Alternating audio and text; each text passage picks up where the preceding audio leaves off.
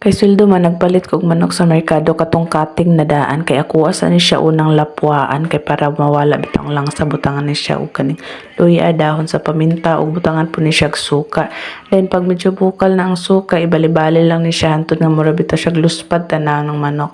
Dayon welga flip ko aning mga manok nag-add na ko aning mga lamas nga gikating na ko atsal, luya, ahos og katong bombay dayon paghuman na nahubas na ang katong suka i-marinate na dayon nako siya i-set aside sa inako na paminta nga kuan durog dayon estimated lang ikaw ray magbana-bana 1 pinch of kuan lang akong ibutang asin kay mag-add pa makog toyo butangan pud nako og magic sarap para mas marinate gid iyahang kalasa din kuan na akong ibutang guys 1/4 nga cup nga kuan tuyo.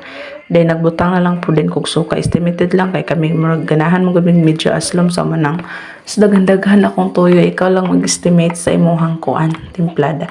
I-marinate lang din nimo siya guys o antod mag-inana yang kuan then i-cover dayon.